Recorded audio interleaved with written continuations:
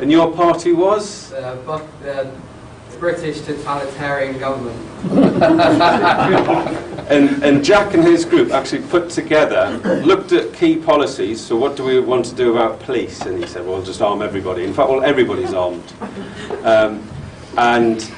What was the other one? Other sort of, national health was just give it loads of money. It was like that. But he's a very charismatic presenter. So his policies weren't particularly thought out, but he came across really well, and half the school voted for him. So he won. He's got in. Maybe that sort of might mirror what happens in the real world. But when he got in, he came and stood here and he said, "Right, you lot, you voted for me, so I'm now in charge, and you don't get any say in anything because that's what you voted for." That was quite interesting. Now, I know that schools normally tiptoe around that, and you don't want to research those sorts of things. And we just went straight into it. We had some very interesting policies that I probably wouldn't want to promote because I don't know what you'd think about some of our students here. But it was a result of them, researching it and talking about issues that are very pertinent and very sensitive at the minute. So that was interesting. Hopefully, now as a result of that, they'll be more engaged in what happens tonight, and then in 5 years' time, they'll be voting. So they'll be a lot better prepared to contribute to that. So look, in a nutshell, that's us. Thank you for coming. Really excellent to have you here. If you want to talk to us more about working with us and partnering with us, I'm happy to do that. Steph McNeil is probably not in here, but she's not. Oh, she is? Okay.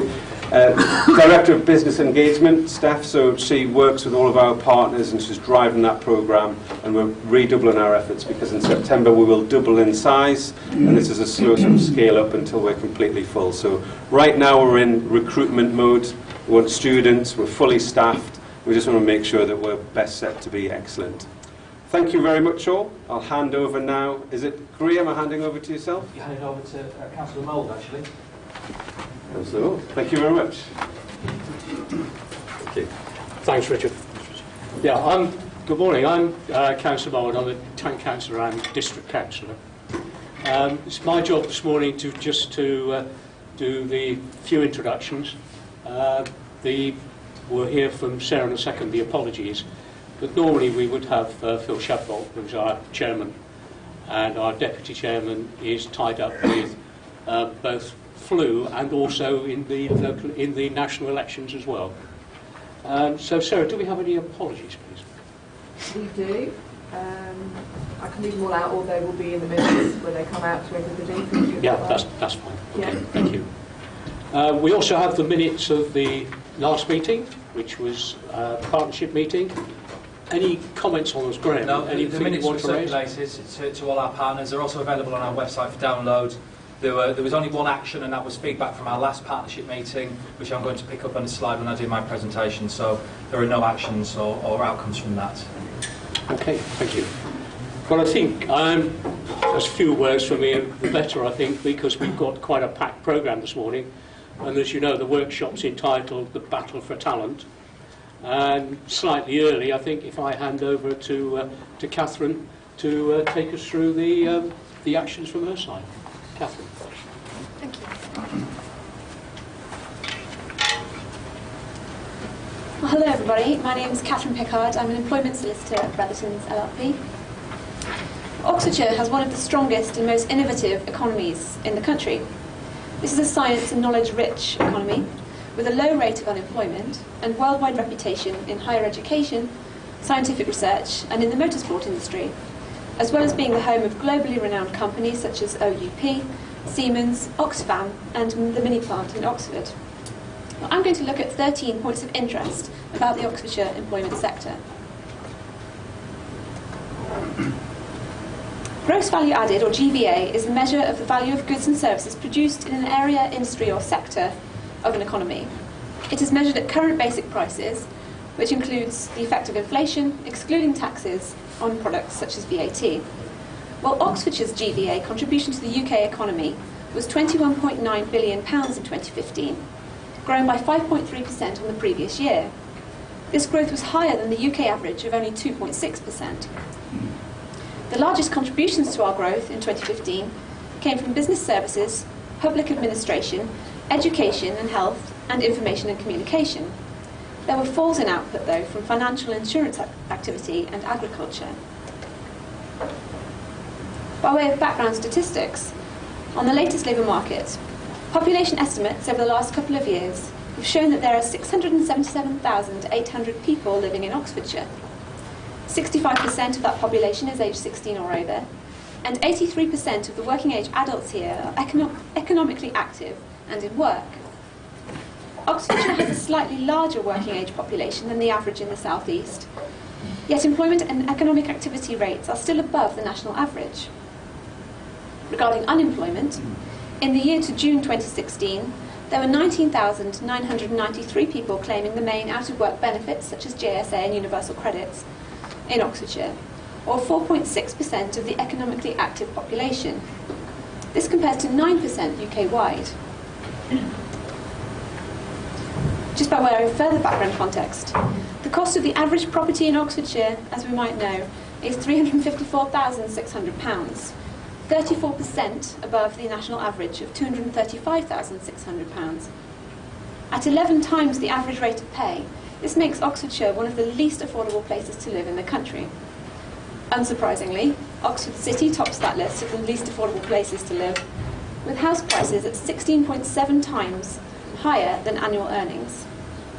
This puts Oxford on a par with London. Against that context, the median annual pay for full-time employees in Oxfordshire in 2016 was relatively high. Median annual pay is highest in South Oxfordshire at £33,400 and lowest in Oxford City at £29,800. Pay growth for 2016 was good at 4.2% compared to 2.4% increase nationally. Apologies. According to a report by the Centre for Cities, Oxford is a top-performing city for exports and productivity. However, it is heavily reliant on one industry for exports, its car industry, with an estimated 62% of exports coming from that sector alone. Oxford City itself is unique in that it has almost the same number of private and public sector employees, mainly as a result of its leading higher education providers in the University of Oxford and Oxford Brookes. In fact, it is a city with one of the lowest proportions of private sector jobs in the country. This highlights that higher levels of public sector roles do not necessarily mean a less successful economy. Due to Oxfordshire's proximity to London, its wealth of big-name companies and its strong position in the higher education sector, it has built a competitive and resilient economy by way of the design or introduction of new and modernised ideas, products, services and systems through recent years.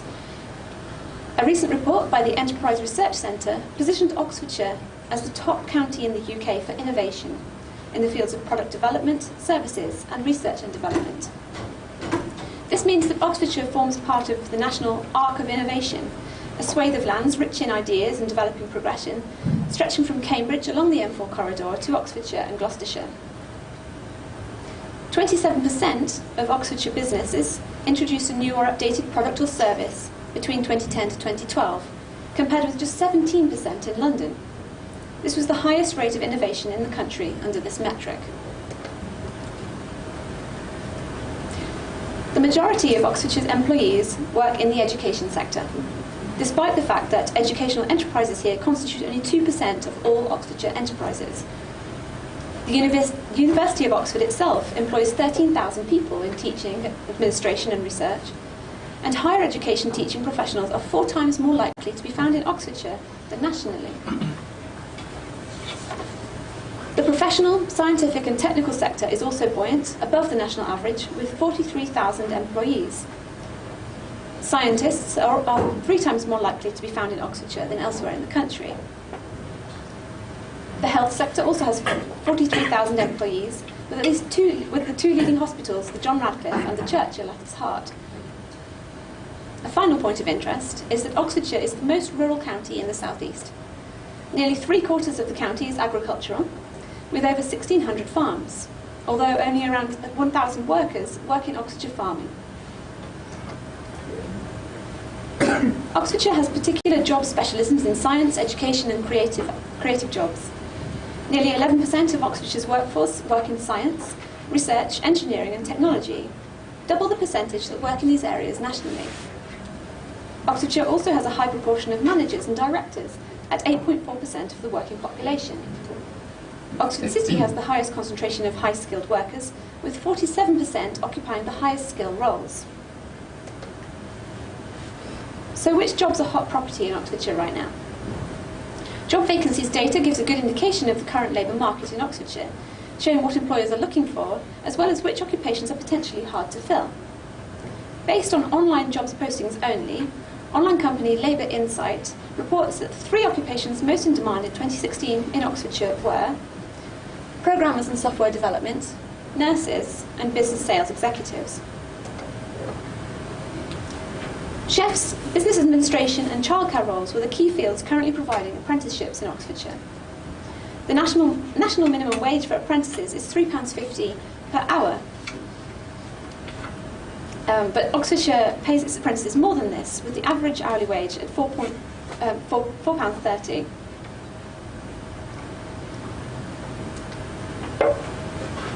Self-employment in Oxfordshire has grown over the last decade, but the rate does fall slightly below regional and national averages. 15% of the Oxfordshire working population is self-employed, compared to 16.2% in the South East as a whole. The Department of Business, Energy and Industrial Strategy is to research the scale and impact of that new phenomenon, the gig economy, this year. The popularity and success of this new independent and flexible way of working is likely to have a profound impact on the number of individuals choosing self-employment. Oxfordshire Community Employment Plans are a vehicle agreed between the local planning authorities and developers to provide training and skills developments to local residents. Creating hundreds of new jobs, 3 key CEPs have been agreed in Oxfordshire since 2014 for the Westgate Centre redevelopment at Oxford City Centre, Barton Park in Oxford, and for Exemplar in North West Bicester.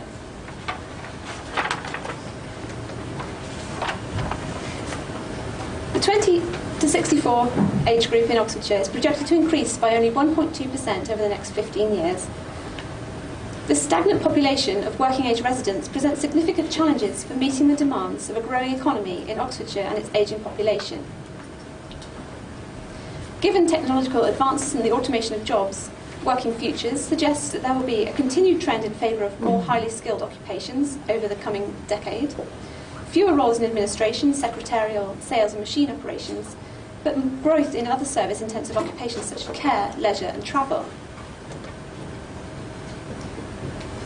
Oxfordshire's Strategic Economic Plan indicates that up to 75,000 new jobs could be created over the next 15 years. Key sectors expected to be expanded upon are life sciences and medical instruments, space and satellite, advanced engineering and electronics. A fact I found particularly interesting is that an aim of Oxfordshire regarding advancement in the space and satellite sector is to capture 10% of the global market in the space sector by 2030, taking it to a value of £40 billion. So in summary, without wanting to be overly cliched, my research on this topic has established clearly that Oxfordshire's employment sector is reaching for the stars. Thank you very much.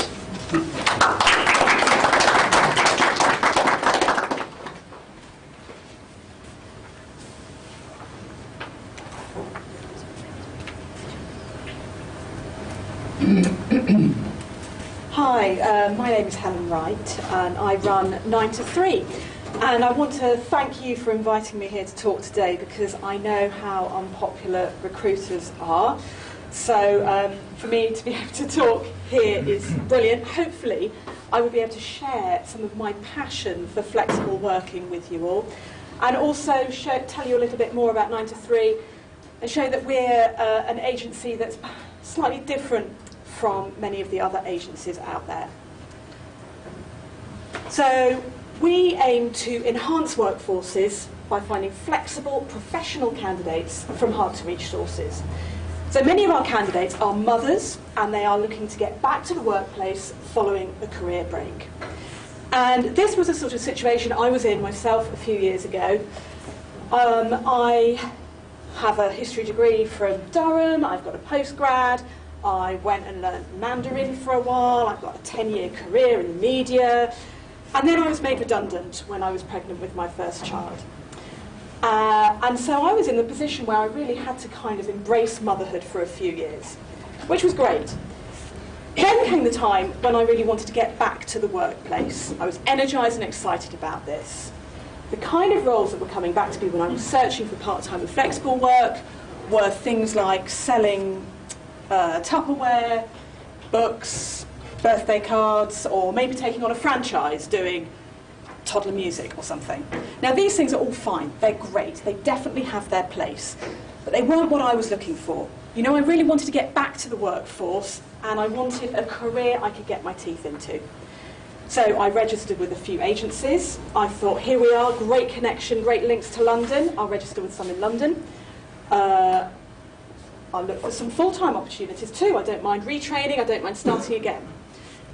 The kind of work that I was being offered would have left me, by the time I paid for childcare, out of pocket. I would have been £50 a month worse off going back to work. And this really wasn't the kind of path I wanted to take. So I was stood in my local playground down the road in Steeple Aston, a place where I've spent many happy hours, standing, looking around, looking at lots of other women, mainly women, a bit like me. And I thought, what did Rachel used to do before she had children? She was actually senior PR in the city. Lou, she was a lawyer. Rebecca, HR director. Claire, she was director of some department for Nestle. These were all high-achieving, talented candidates. None of them were working because they couldn't get the flexible work to fit in around their lives. Then I thought, the Thames Valley, as we've just heard, is booming.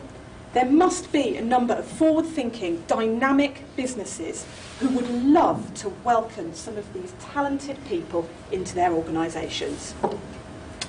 And, you know, I thought there are lots of talented workers out there who are struggling to be discovered. And there are lots of employers out there struggling to find the talent they need.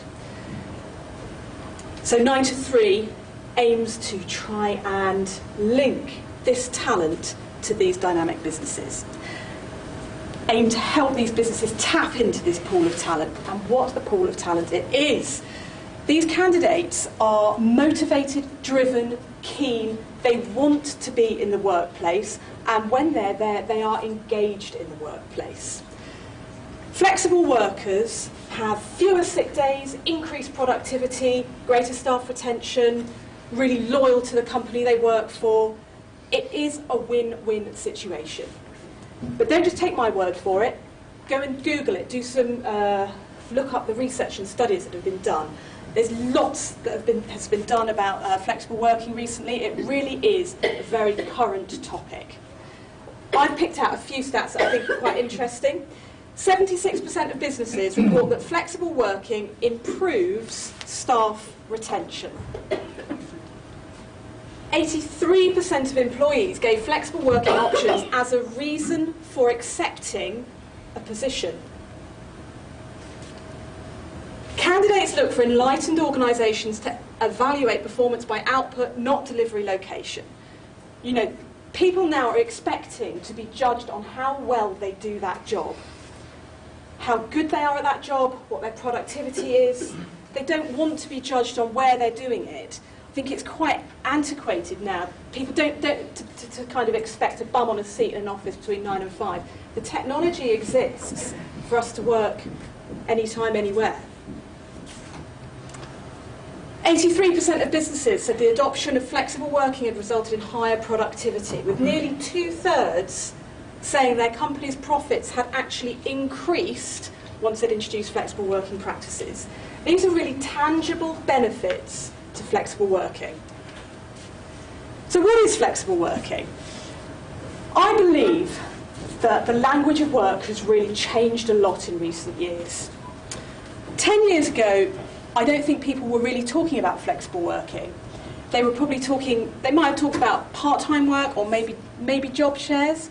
But now, we are talking about flexible working and job shares, agile working, remote working, compressed hours.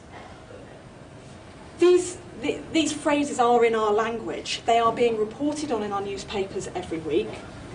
It is a very current topic. Now, last year, the Workplace Foundation did a study, and they found that flexible working will be the main way of working for 70% of organisations by 2020. 9 to 3 candidates are all looking for flexible work of some kind. Some of them are looking for school hours. They're looking to work from 9 till 3. Others are looking for more traditional part-time hours, so 2 or 3 days a week, while some, actually, they're happy to work full-time hours, but maybe with a bit of home working, or maybe with some compressed hours. So they're working those full-time hours over 4 days. And another big benefit to flexible working is engagement in the workplace. Flexible workers are really engaged. I think it's very hard to quantify. Deloitte have done a study and they've found that employers who did have access to flexible working were a third more committed to the company. So these are workers who, when they're doing the work, they're engaged in it. They're not on social media or going for a coffee. They really want to be there. In fact, many of our candidates say they want to go to work because they count it as me time.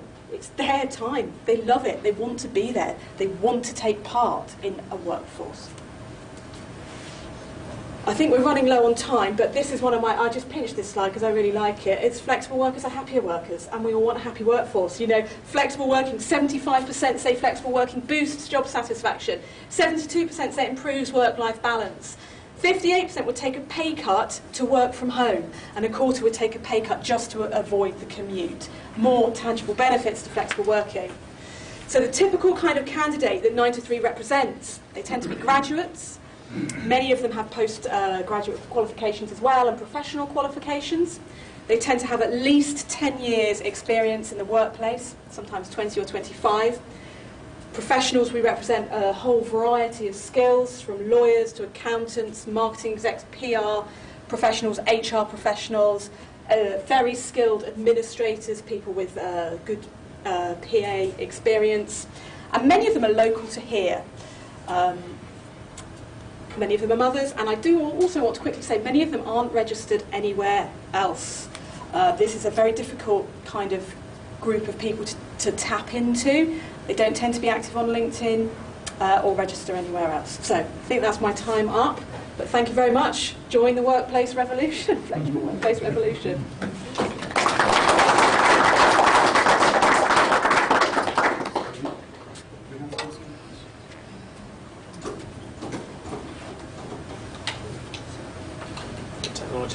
Good morning, everyone. I'll introduce myself anyway. My name is Jason Brice from Redwood Employee Benefit Services. The really good news is I'm going to talk about quite a lot of the stuff that Kathryn's just, or reiterate the importance of some of the things that Kathryn's just talked about. I was given 3 topics to discuss this morning for you, so I've got about 3 minutes a topic, none of which will do any of these justice. So what I've done is put together a series of slides on the premise that they will be available afterwards. So hopefully you can use some of the stats and some of the data that I've pulled into this presentation afterwards and after the event, rather than me talk about every bit of content on each slide. But what do employees actually value?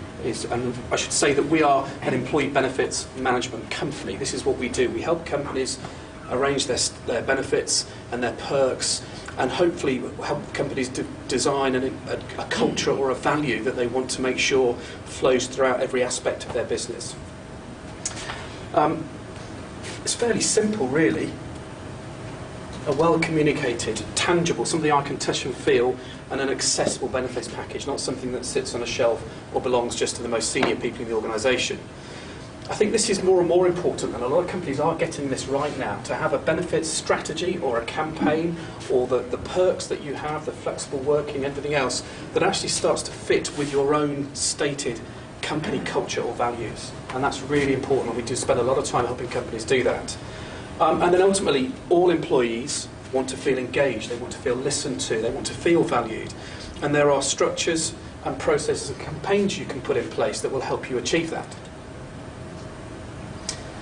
Office fads come and go. We're not all sitting on exercise balls. We don't all have a slide down to our cafeteria where we have a free lunch. It's accepted that different companies can achieve different things. We don't all work out of hammocks. Some people might sleep in hammocks still.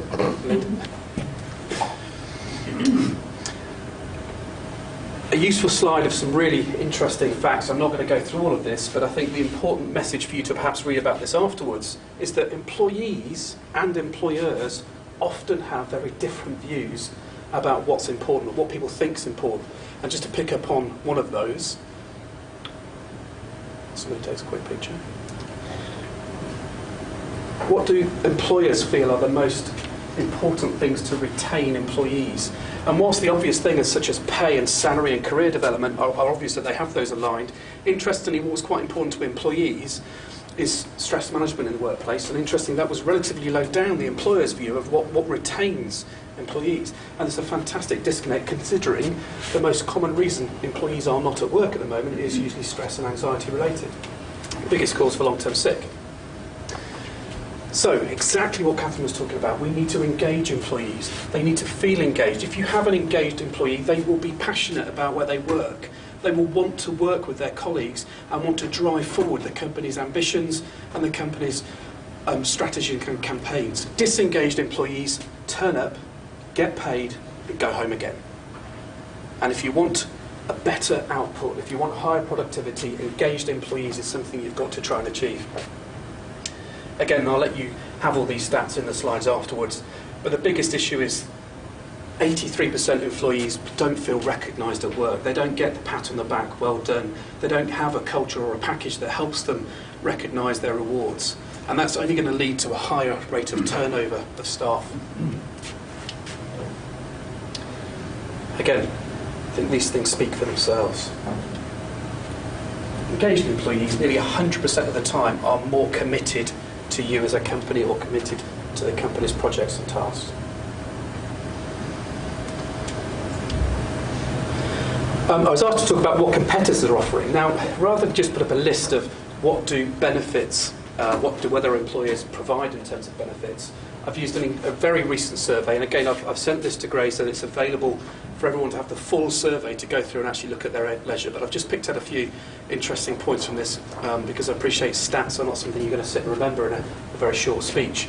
There were 270 companies who were invited to respond to a survey, and they've come off as a really good range of a number of owner-managed, some publicly quoted, public sector and some voluntary.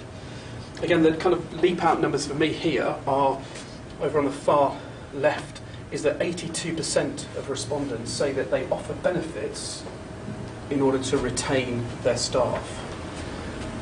If they don't communicate them properly, then they're probably wasting their money, and that's something that I should want to talk about. 3/4 of respondents say that offering new benefits or developing a benefit strategy is constrained by budget, and that's not always the case, which some of the next couple of slides will talk about.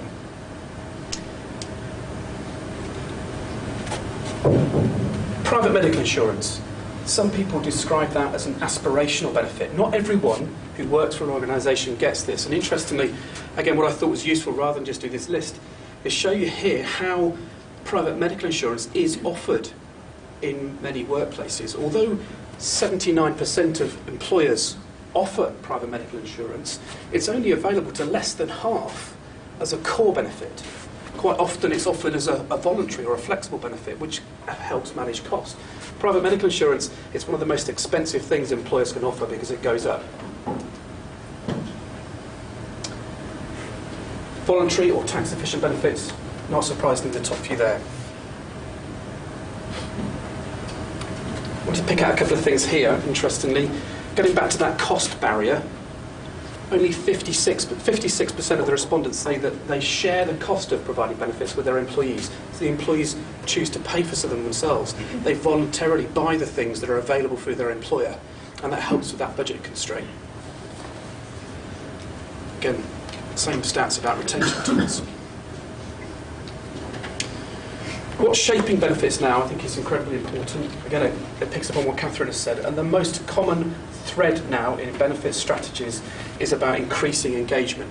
72% of respondents said their key strategy now is increasing engagement with their employees. So what's new? There are a number of little tools that can help you do that. And what I thought I'd share with you is just one example of a new company. This is a company called Pertbox. They're one of the fastest growing employers and companies in the UK. They're putting together a technology-based solution to what is a workplace problem. And they described it in the same way that Uber were a technology company that created a solution for a taxi strategy. They're not taxi drivers that developed Uber, they're technical people. Same with these guys. They've built up 487,000 users in the last 4 years, and they've got some incredibly successful stories, one of which I thought I'd share with you. very quickly, if I can get Gray to press play.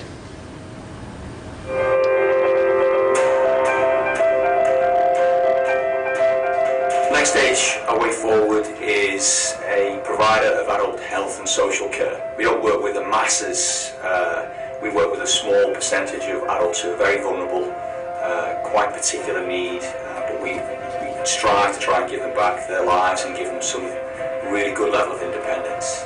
The main difficult challenges that we have as a business is when we actually recruit good staff, is we invest a lot of money and time into training, and it's actually keeping those people. Before we had Bird 58% of people that started left the business within 12 months. Since Bird Box has been launched in January, we've had 14% of leavers, which is amazing. It's a huge reduction. Bird Box was a genuine offering. It's something that's ongoing, such a wide range of different things that we benefit different staff accordingly. It stays fresh because every day and every week and every month, Bird Box is screaming out to our employees, independently of our managers having to promote it, saying, guess what we've got now? This is coming today. And those promotions alone take some pressure off us. We have a Monday morning meeting every week, and we'll chat, oh yeah, use Perk Box, yeah, we're tasking for the tap pass and that, and we've met up outside of work, so I think that's really good. For Perk Box, 5% of people that started the business were employee referrals. Since January, 43% of people have actually come from recommendations, and that is down to Perk Box and our employee benefits, without a doubt. Culturally, you've got staff feeling buoyant, you've got people talking to each other about what they're going to use it for as well. So we've seen that, and certainly it improves the culture. So morale lifts and enthusiasm increases as well.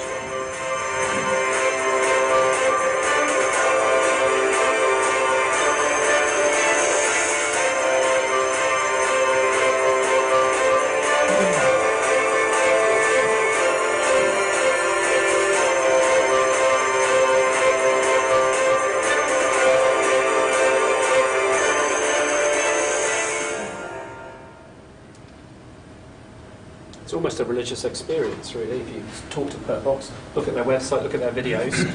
This is what they describe as one of their Perk Box or employee customer days.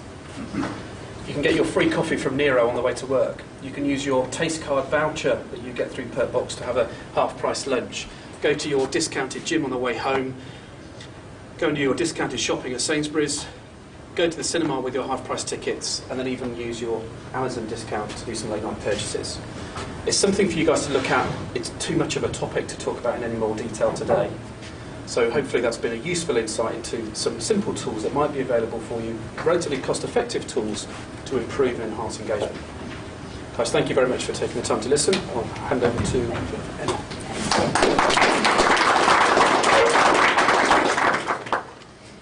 Okay, hello everyone. I'm Emma Webb, Trainer and Advisor for Acas for the South East of England. So Acas stands for the Advisory, Conciliation and Arbitration Service, and I said that correctly today, so that's always good. So really, this is just a quick insight as to who we are. And what I will say is I'll be around afterwards for questions. I know we're going through these quite quickly, but if you do have anything you want to discuss with me, then do speak to me afterwards. And we've got lots of information for you on the table. So a little bit today is who we are and then how we can help, really. So, who are we? So we have an aim, as I'm sure all of your businesses do, and ours is to improve organisations and working life through better employment relations. So Acas is a government organisation, but we are independently run, so we have our own independent board, which allows us to remain independent and impartial from the rest of the government and what happens, and we can sort of run ourselves to some extent.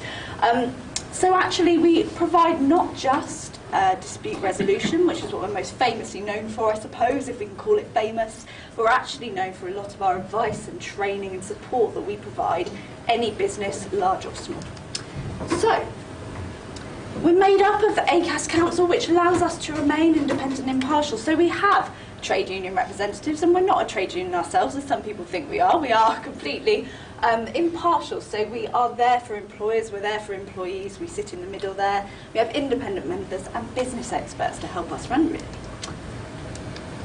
We are based all over the country. I'm from the southeast, so our southeast region goes across from Dover to the New Forest and up to Milton Keynes, which is in the southeast, and I, of course, don't question that. So we are available everywhere, really, for our advice and offers that we can really give to you.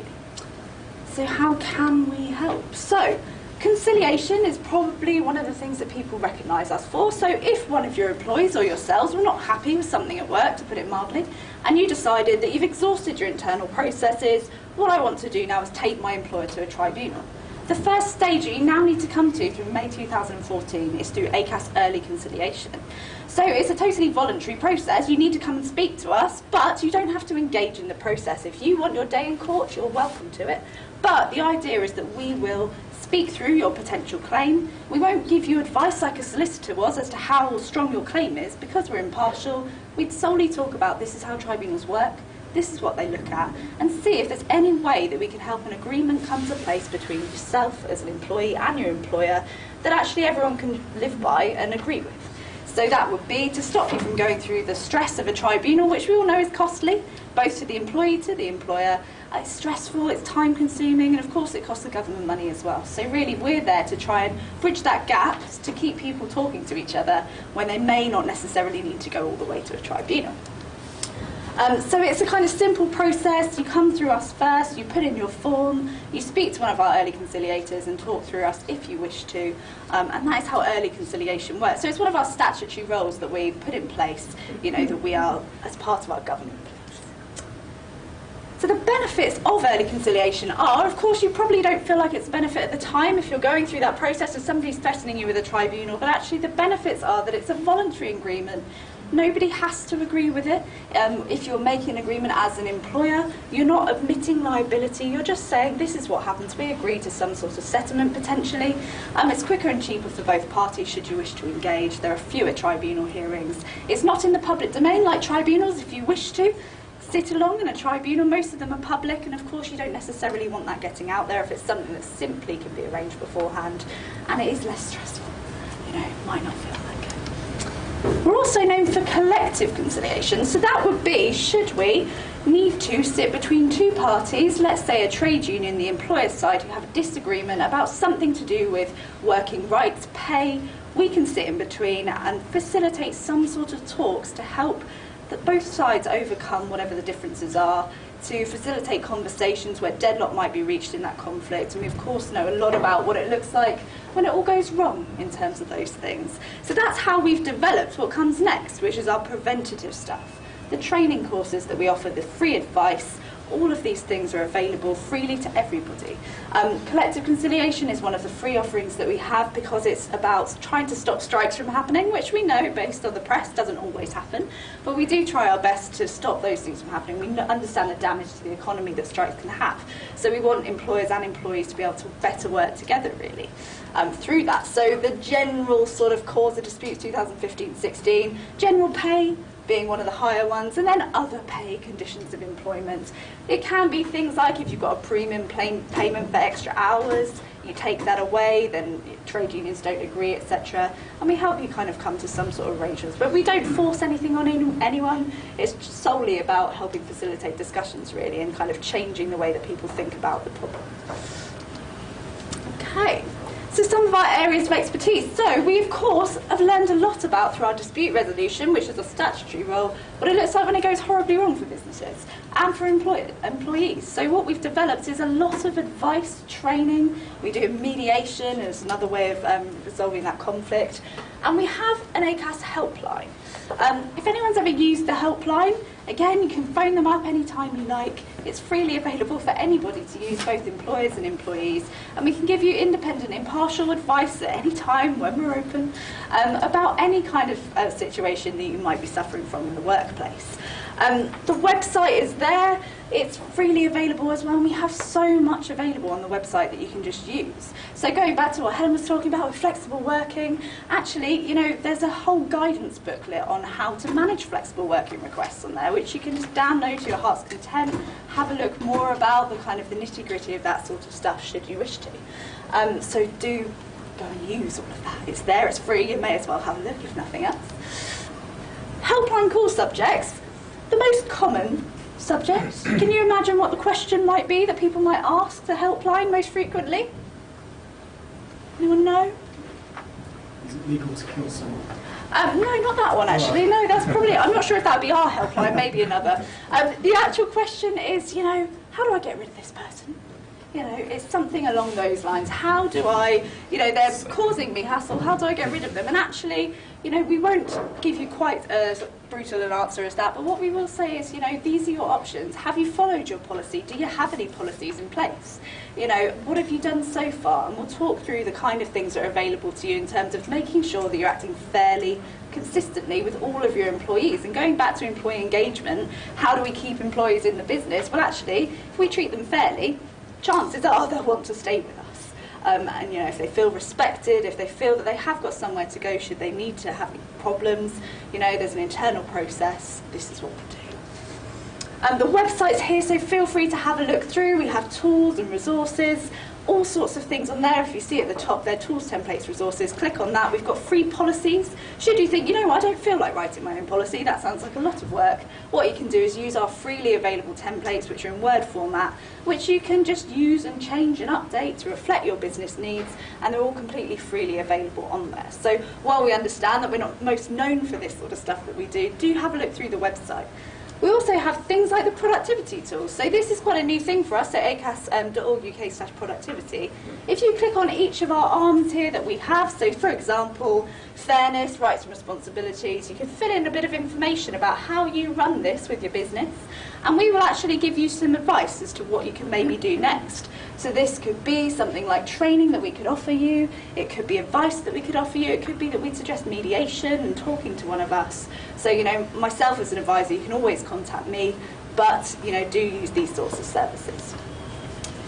In terms of our training solutions, we have all sorts of topics. So in depth, we have workplace projects we can do, we have various different certificates. And actually, you know, our training is charged for because it is one of our topics that we have, but because we're not for profit, it tends to be, we're pretty reasonable in making sure that it's accessible to everybody.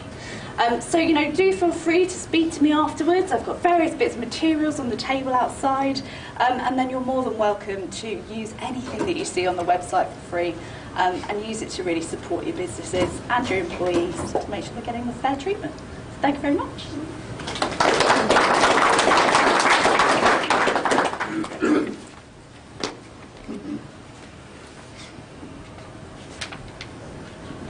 Just while Grace opened the slides, I'll say good morning. Oh, actually, afternoon now, isn't it? My name's Amy Reynolds. I come from TeamFlair, and I'm a facilitator and coach.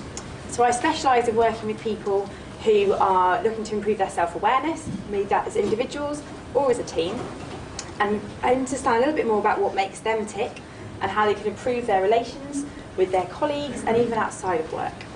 So we're going to look firstly at what is it talented people are looking for. So it's nice to see that there's some common themes coming through from the other presentations this morning. It's always good to know you're on the same message, nothing too controversial. It's reassuring. So firstly, we're going to look at development. So I've got some statistics for you here, because you've had lots of numbers so far this morning. Many of you have heard the term millennials. This is really that bracket of a generation, anyone born between 1980 and about 1999. And by 2025, it's believed that millennials will make up 75% of our workforce. So it's really, that's just why there's so much media about it, because they're going to become more and more important to our working environment. 87% of millennials said that development is important to them on the job. This is compared to just 44% of people who are in Generation X and just 41% of baby boomers. So you can see what people are looking for is changing, and as businesses, we need to be able to respond to that. Secondly, good management. You may have heard that expression, people don't leave companies, they leave bosses. And this is absolutely true. It's the largest reason cited for people leaving a job is because of their immediate line manager. We had some statistics earlier about motivation, and there's a study by the University of California that supports this. So employees who are motivated, 87% of them are less likely to quit. So if you've got a motivated employee, they're more likely to stay with your business. But 70% of that motivation is linked to their manager. As you can see, that manager role is really key when it comes to this battle for talent. So, team building. How many of you had that awful feeling in your stomach when you saw this on the agenda and thought, oh no, we have to go outside in the rain, we're going to do some ridiculous activity, she's going to blindfold us and make us work in groups. Don't worry, you can all stay seated, I'm not going to do anything terrible to you. But there are some myths around team building. These might be some words that you associate with it. I've got expensive there in very large font. Team building doesn't have to be some huge 3-day extravaganza to Dartmoor. Those are fantastic experiences, but there's a huge range of activities you can do that can help support your teams. They don't have to cost you lots of money. They're not about being cringy or making people look stupid. Forced fun, I think, is a great expression. We've all been to those things you might see in the office where they make you do things. You think this is just horrendous and nothing to do with my commercial environment. There's, like anything, there's always going to be bad examples, but it doesn't have to be like that. So how can team building be taken beyond that fun day out? I think first it's important to make the point that actually having a fun day out is perfectly reasonable. But your employees need to know why you're doing it. So actually if you've arranged something that is supposed to be there to recognise them for a huge piece of work they've been working on, or a project, or a big thank you, tell them that's why you're doing it. Don't just send them off for a jolly and give no real context to it. We talked about the idea of development being really important to people. And actually team building exercises are a great way to help support behavioural skill development. It may be in your organisation that there isn't an opportunity to promote somebody, to give them more responsibility, but they want to develop those leadership skills or communication skills, and taking them outside of the work environment, giving the opportunity to try different skills, is exactly the sort of thing you can do through a team building exercise. I've put there, practice what you preach. So we've talked about company values, mission statement. When you're trying to attract staff in, you'll say, this is what we stand for, we support our people, we've got a collaborative environment. You have to then actually see that through. It's not enough to just have it on your website and say, this is how we operate. You need to support that with real action. It helps develop trust and understanding. It's an opportunity to reconfirm your vision to your employees so they understand how their work builds into the wider picture. And again, it's that so what factor. If you're going to do an exercise with them, make sure they know why you're doing it, because it can have real commercial benefit, but they need to understand how it relates to them and their business. So how can team building help? I've got 3 areas here, the key areas I feel that with the battle for talent, team building can really support you. Firstly, positive relationships. If you've got a team that actually understand each other better, get on better, they're going to have a more positive environment. They're more likely to open up to each other. If they've got concerns, they'll go and say, actually, I'm not sure how to do this, can you help me? Rather than sit there for hours on their own struggling. There's a scary statistic I read this week that apparently the average family believes they only spend 34 minutes a day of quality time with their family. It was commissioned by Highland Spring, I believe. That's quite scary, it's so little. And yet they're spending probably at least 8 hours sat together with their colleagues. Now you think if they're going to spend all that time with their workforce, it'd be nice for them all to get along better and have a slightly more positive environment to work in. Not least, when they are feeling more positive, their productivity goes up. So if you've got improved communication, people are more willing to take the toll, they'll help out with workload. You as a business develop from a commercial perspective as well. And the final point is around loyalty. If people feel they've got real friendships at work and they get on with people around them, they feel a sense of loyalty. They're not going to be looking to leave the company because they don't want to let their friends and colleagues down. And that really helps when it comes to retention. As we said before, the manager relationship is really key. And as a manager, if you've done some team building work with your teams, it gives you an extra insight into how they like to work, how they like to be recognised. We already talked about how important motivation is. Imagine if you've got an insight into what that person's looking to do. It just helps you understand what it is that's going to drive them to stay with the business and work harder while they're there for you. If you're able to understand more about how somebody works, be that through a personality profiling tool or time spent with them understanding them more, you improve that dialogue. So they're more likely to share with you how they feel about their environment, what their ambitions are, what they're looking to do. Last but not least, we've got reputation and culture. How do you want the wider industry to talk about your business? Do you want people saying, actually, I've decided to move on because, to be honest, I'm not sure these days you're going to keep talent for 20 years in the same role. People want to go out and try new things. And I think from a competitive advantage point of view, that's to be encouraged in some instances. Get out and try the market and maybe come back later at a more senior role when you've got some more experience to add to it. But how are they talking about your business after they leave it? And equally, when they're talking to their friends and family, how do you think some of your teams are currently talking about your environment? Is it a positive place? Do they feel cared for and supported? Or actually do they say, this is actually not a very positive environment, they don't care about me, I'm just a number? It's worth thinking about when it comes to your brand as an employer when you're trying to attract the top talent in Oxfordshire. So we're going to have some questions at the end, but just thank you very much from me. It's a whistle-stop tour through what team building can offer you. Please do connect with me on LinkedIn, and if you've got any particular challenges you want to talk about, then come and find me afterwards over a sandwich. Thanks very much.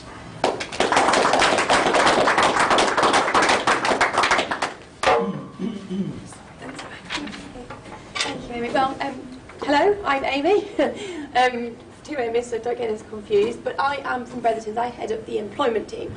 Now, when I was asked to do this, I think a lot of you here know Sean. I was like, thanks, Sean, because this is difficult on two levels. One, no one likes hearing about employment law. It's one of those things where everybody goes, oh, I'm very scared of it. And second of all, with so much going on, I can't really give you an update because everything's likely to change tomorrow, next week, next month. But I will try my best.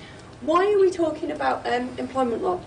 Well, like everybody said, it's difficult to retain talent, it's difficult to attract talent. So one of the fundamentals is if you're not complying with the law, you're going to find it even harder. You might get away from one or two people where you have issues, but you build a reputation, and however good you may be in the future and however much you may sort yourself out, there'll always be that cloud hanging over you as, oh, do you remember when they sacked so-and-so or they did something wrong? So it's really important, along with doing everything else, you keep up to speed with what the law actually says you should be doing, you shouldn't be doing.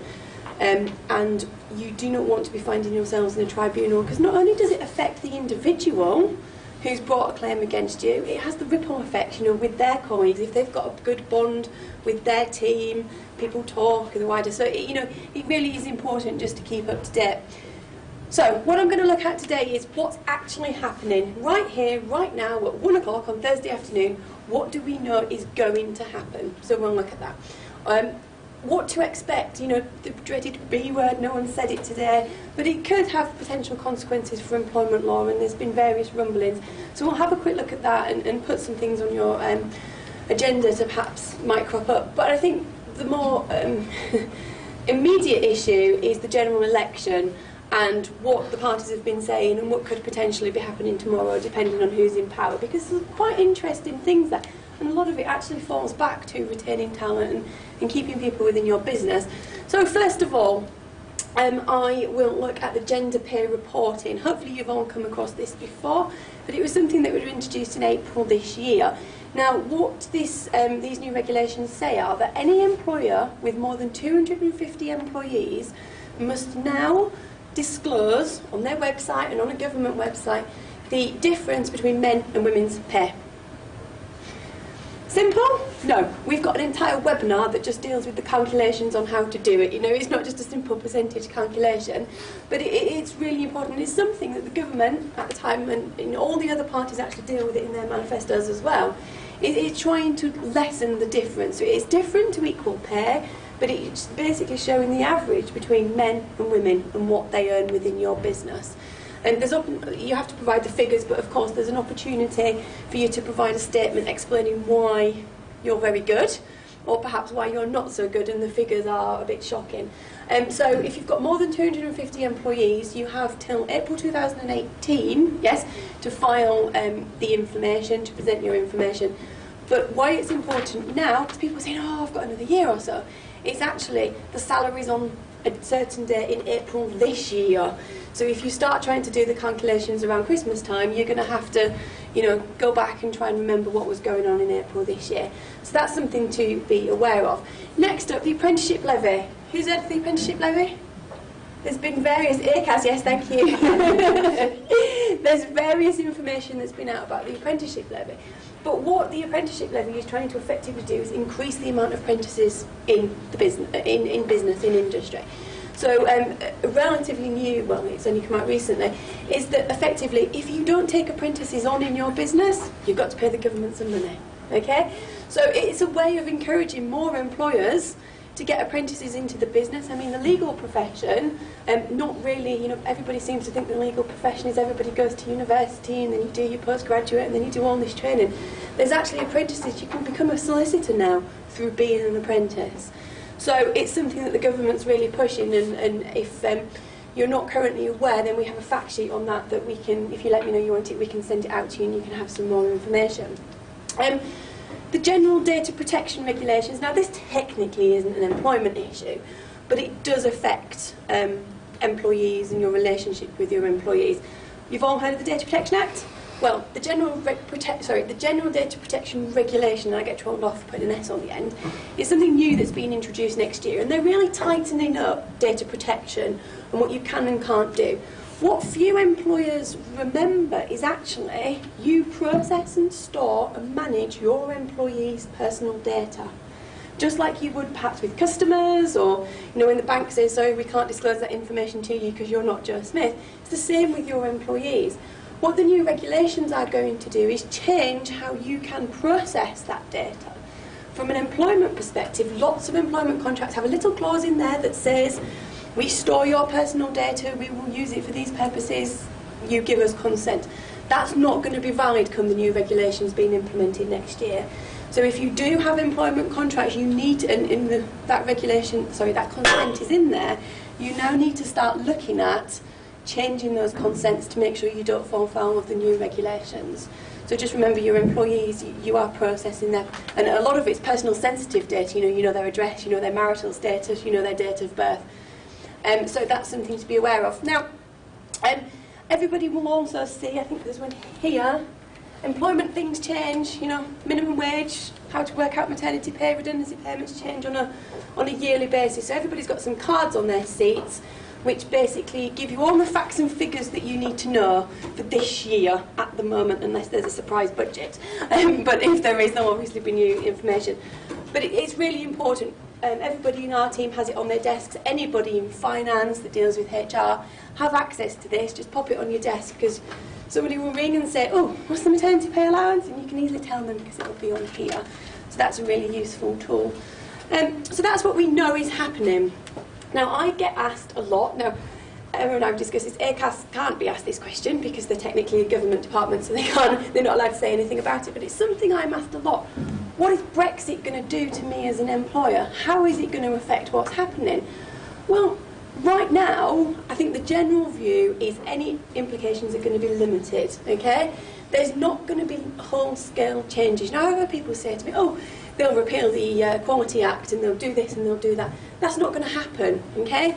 A lot of our laws come from Europe, a lot of our employment laws come from Europe, but we go further than what Europe says. We give more holiday than Europe. We had the Race Relations Act first. A lot of the European discrimination laws come from our Sex Discrimination Act in the 70s. So we're not going to have all of a sudden waking up the day after Brexit's finally done and end up with no employment laws or a whole new set. But there are a couple of things that's likely to happen. Well, likely, may happen, who knows. But the change in the agency worker regulations, those of you that employ agency workers will know that there are rather restrictive rules on what you can and can't do. You then offer them new jobs and all sorts of things. That may change. Introducing a cap on discrimination. You may know it says in here, in the employment tribunals there's a cap on how much you can be awarded, an employee can be awarded as compensation. But if they have a claim for discrimination, it's uncapped. That may be something that is looked at. TUPE, anybody come across, anybody ever dealt with TUPE before? My favourite topic, I love it. No employer I've ever met loves TUPE. But that, I think, may be loosened because a lot of, I think that might be a bit easier to, from an employer side, some of the regulations may be there. Accruing holiday whilst off sick. Now, this is always a bone of contention for employers, not for employees. If someone's on long-term sick, they effectively accrue their holiday whilst they're off sick. That's what the European courts say. Not a nice topic for employers who have perhaps got someone off for 12 months or 6 months that then comes back and gets their holiday as well. We also may be removing the maximum weekly working hours, the working time regulations and all those calculations. That may be that's something that's looked at once we can. Who knows? Who knows? Just a couple of ideas that may be on the horizon. Immigration status and rights to work and working permits and all that kind of thing is likely to change as well, but to who knows what.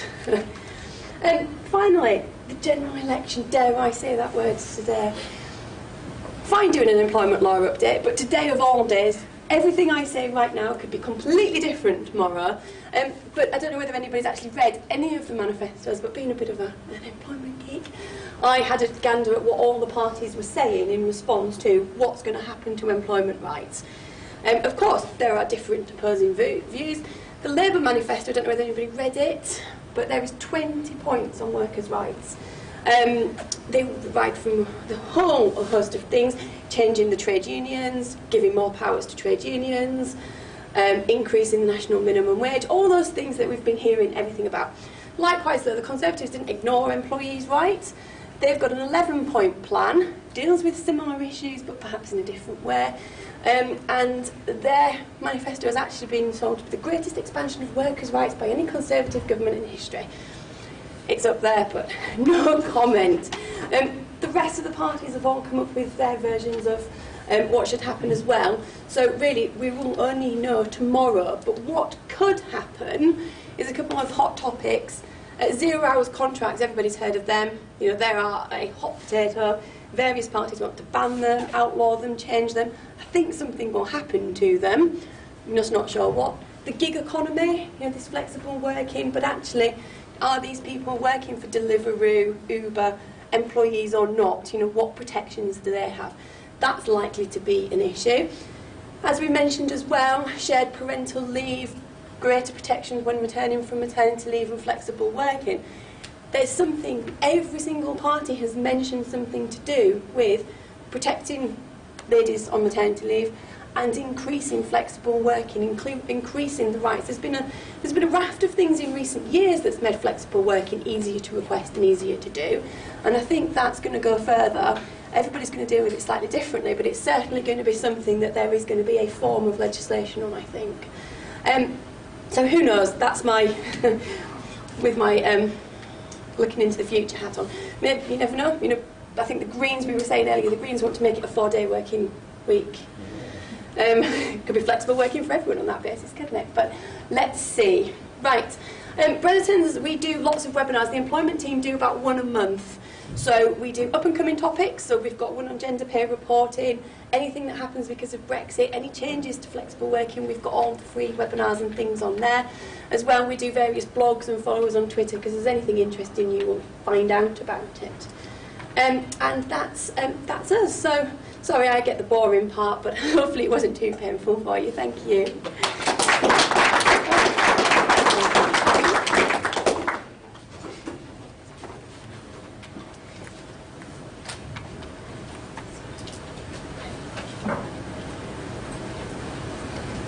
Hi, good afternoon. I apologise if I've smudged my sleeve, but when I was coming here earlier this morning, I encountered a young person who was clearly distressed. They'd been locked outside of their car, and their car keys sat proudly on the driver's seat.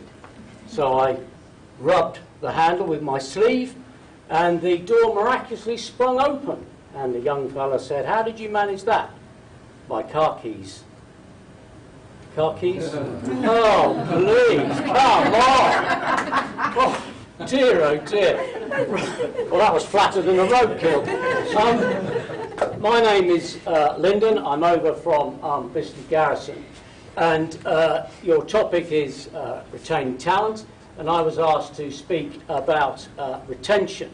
And I'm going to use the Army's approach to motivating and keeping staff. And what I've done is I've conceptualised that. I haven't lifted it from a manual, I've actually conceptualised it. And I'll talk about my retention molecule in a moment, but I'll give you a couple of minutes to read that slide, starting now.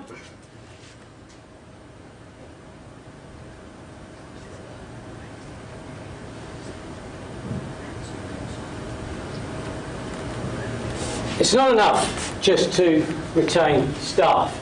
That's numbers. You have to retain the right staff, or you'll get an organisation that doesn't really reflect what you want. Now, for the chemists amongst you, I apologise, but that is what I call the retention molecule. And the covalent bonding, or the ionic bonding, if you're into metals, is promoting retention, buying retention, and enabling retention. Now, we can all buy retention, and some of our finance houses have spent a lot of money in buying retention, and a fat lot of good it did them when they went to the wall. Yes, you can throw money at people, at employees, terms and conditions of employment. You can give them perks, bonuses, a big fat salary, and you can give them other financial or related incentives. But that might not attract and retain the sort of people that you want within your organisation. And then there's the enabling of retention, the acquiring retention using enabling. It is a conceptual process.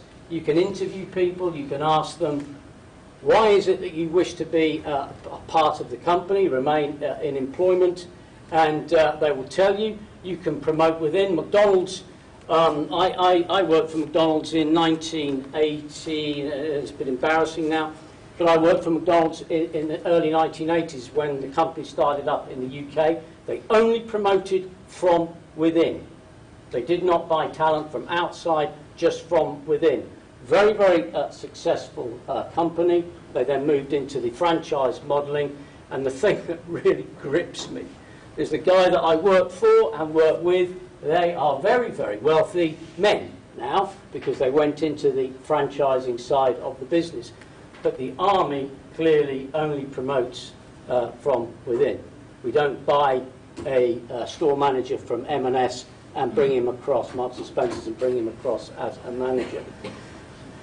Foster employee development, we do a lot of that. That's part of conceptual part of retention. We do a massive amount of employee development.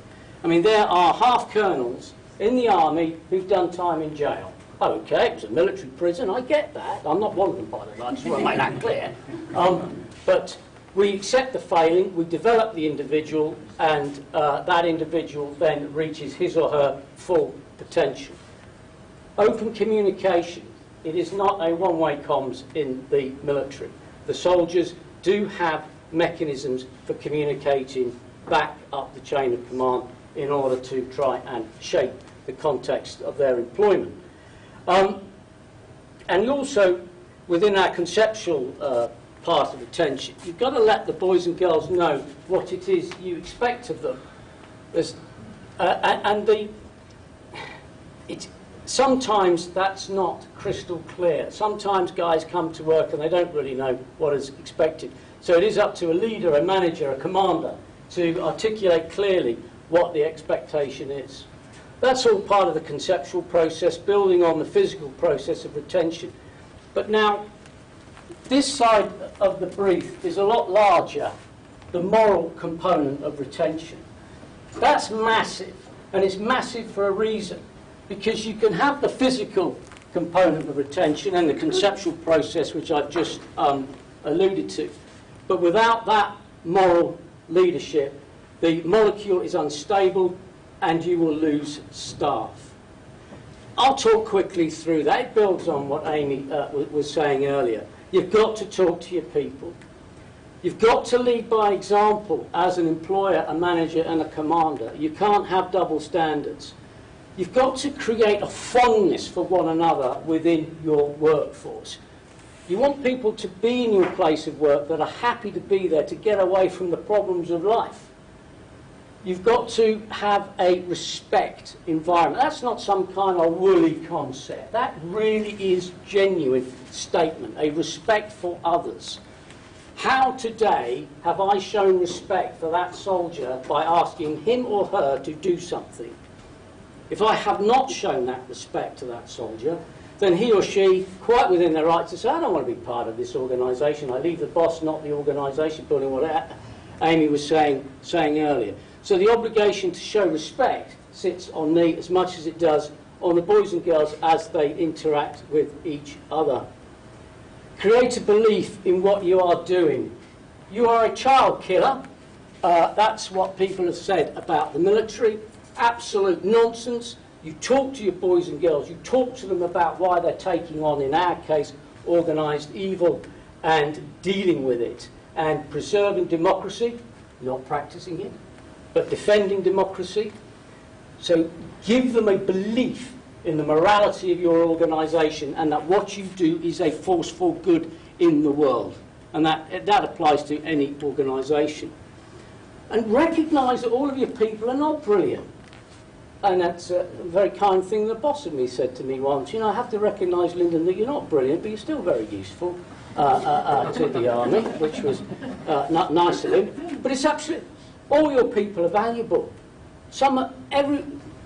Saying earlier, everyone has a talent. Find what that talent is, and then use that talent within your organisation. Say thanks to people. I mean, I know, son, I know you have to be here. I know I ordered you to do it, but you know what? I'm still grateful. You still did a great job. Build a family. Build an organisation that's genuinely fond of each other, and they won't want to leave it. Help folk with their problems. You looking a bit glum today, son? What's the matter?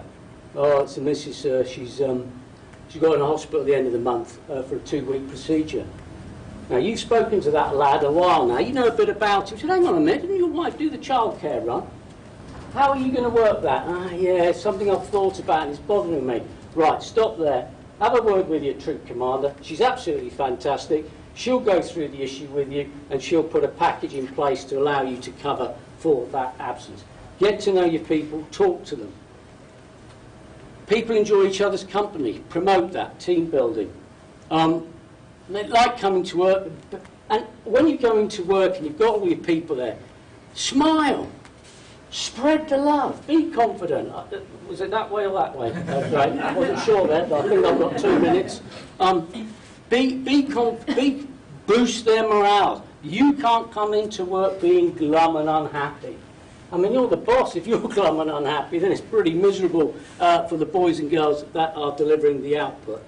And then there's humour. Humour is a wonderful workplace tool, but it's got to be appropriate humour. There is no place for inappropriate humour in the workplace. And that's why I like the military phrase, banter. Banter is acceptable humour delivered at the right time in order to create team cohesiveness. There's a subtle difference. Sometimes you can get the humour bit badly wrong. And these are my key messages.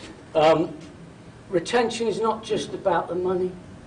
You can offer them the world, and you know what? As soon as somebody offers them more, they're gone. Or you can corrupt the moral faculty of your organisation so that you go to the wall economically. You can't just buy retention. You need to balance the 3 components of moral, physical and leadership. But it is, at the end of the day, apart from the other 2, to create a stable retention molecule, morale, moral. The moral component is the hard part. Because you know why? Because you've got to spend time out of the office, time away from your computer, talking to your boys and girls, getting to understand what makes them tick, getting to understand what's worrying them, what's bothering them, so that you can then work with them in order to resolve their concerns and keep them happy in the workplace. Round's complete. Thank you very much, Graham.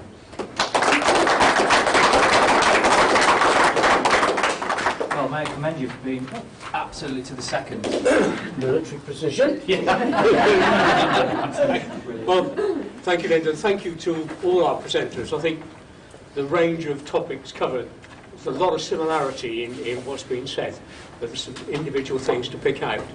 And I think we've moved to question and answer session now, so open the floor and please ask these great presenters any question you like. I'm sure they can answer. Maria? Maria. So Maria Curran, I'm the Garda Time Delivery Manager or I have to say I find the talks fascinating. Thank you so much, really appreciate them. Particularly interested, I guess, in the team aspects, team building. So I obviously work for a local authority, I am in the team, but because of the nature of my work, I work across sort of agile teams, matrix management, but also work with a lot of stakeholders. And I just I'm interested to get your view on actually some of those team building principles, those moral principles, about how applicable they are to stakeholder engagement and actually stakeholders working alongside something like the council. So I'd say they absolutely apply. I think we talk about team building as something where you've got a group of people who come together for their work. But for me, it comes down to fundamentally about relationships. So it's about, from your perspective as someone who works across lots of different areas, it's really about that self-awareness piece. And you thinking, okay, actually, how can I improve this interaction with this person here and now? Which it's not about changing who you are, it's about kind of going, actually, I'm just flexing my style a little bit and kind of meeting in the middle. There's that usual expression of do to others as you will be done by. I think it's more effective if you say do to others as they will be done by, and you come that a little bit closer to improving those relationships. So that actually it's not just about kind of you go in, you do the task, it's all the stuff that goes around that. So actually if you know there's somebody who likes to talk about the weekend, then talk about the weekend. If they don't, they like to get straight into the task, they're going to get straight into the task. But I think it's just having that awareness before you go in. It's not just about the work, it's about the relationship. I think it absolutely does. Does that answer your question? Yes, absolutely. Great, thank you. Okay. Anybody? Any further questions? Yeah, I've got a question, but I just want to kind of go on the back of that as well, because I used to work in a local authority. I work as a freelancer. I specialise in learning and development. And something about team building, well, increasingly is about social learning within the organisation, about online communities. And I know everyone's kind of perhaps going, oh, tech, hold on, here we go. But it is here, and it is kind of the future as well. So I think in terms of stakeholder building and creating engagement, which I'm hearing a lot about, then you have to take a look at what's going on in terms of the online space, because people are doing it outside of the workplace by Twitter or WhatsApp or whatever they're using. So there has to be a recognition that if we want to build relationships with people in the organisation, those relationships exist not just at face-to-face basis because they have their importance, but also in those online spaces where actually great innovation takes place as well and where it can be nurtured. My question really is about, I think for me the thread through this, I mean I work in the gig economy and I have for over a year now, and I'm 46, and we talk about millennials. I think, yeah, millennials, they're all here, great people, really nice speaking to them. But I think the gig economy is something that increasingly people are saying is going to happen more and more, not just for millennials, but people of my age, older, younger. I'm just interested to see what people's perspective is of that in terms of their particular areas. I mean, it talks about, people working flexible hours, but is this working for organisations or working for themselves, which I think is an increasing trend. So I'm just keen to capture, not just from the speakers, from the people in the room, about this whole gig economy. Okay, thank you. I don't mind just saying a few words about that because, I've met lots of people who, in order to try and achieve that kind of flexible work-life balance, they have gone on and started working for themselves or worked on a kind of contract basis or freelance basis. I did even meet someone who was doing some research into this topic, and they found that people who were in their 40s starting up businesses themselves were statistically more successful than those in their 20s doing it, which I guess kind of just is quite obvious really with that life experience, and also perhaps by then we know more about what we want and what we're good at. I just think the workplace isn't really what it used to be, and people are learning to work in ways that suit them more. Do you want to open it to other people? I was just going to say, from an employment law point of view, started off with 0 hours contracts. They've been slated. They do work for some people, though. It's like the gig economy. There's been rafts and rafts of litigation against Uber, against Deliveroo. There's a case that's been appealed and it will be heard in September. And it's getting a bad press. It's saying that various people, they're being exploited, they're not paid holiday, they're not paid the minimum wage. But actually, I do genuinely think there's a place for it. We look at flexible work and we look that people now want to work differently. Industry now is completely different to industry 10 years ago. And I think no matter what happens with regards to 0 hours contracts and the gig economy and the protections, the legal protections that are there, I don't think it's something that's going to go away. The gig economy, I think, come about because of the crackdown on 0 hours. So, if they do crack down on the gig economy and perhaps restrict things a little bit, we're going to have something else in a year's time again that's trying to get around that. And I think what this shows is people don't want to work in the same way. You know, they don't want to be sat at their desk 9 till 5 and know that they get 26 days holiday a year. You know, they want to pick and choose when they work, and you know, if they want to go travelling for 3 months or take 3 months off to do something else, decorate the house, do the house up, then they can do. So I think it's an evolving. We've got these different terms, but what stays the same is people are looking to work differently. But what the balance has got to be struck with, there are people that are exploited under these types of arrangements, and it's just making sure that, you know, the line's not, it's nice and steady line rather than people are properly protected.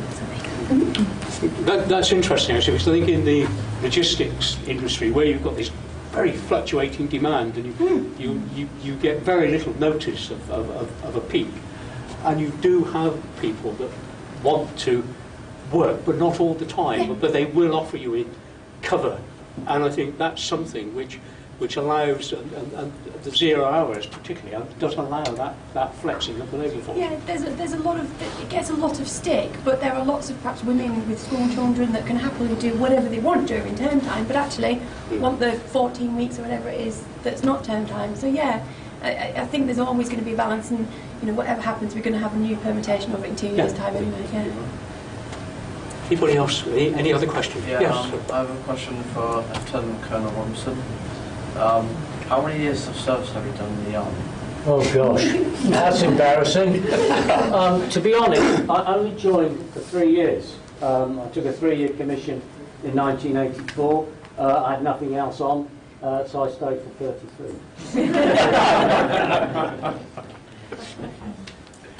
Okay, any yes? Really great. Yeah, no.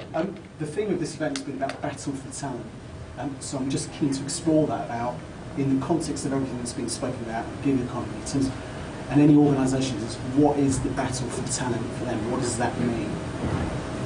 I'm not sure we've really explored that. I'm keen to. For me, it means retaining the right people.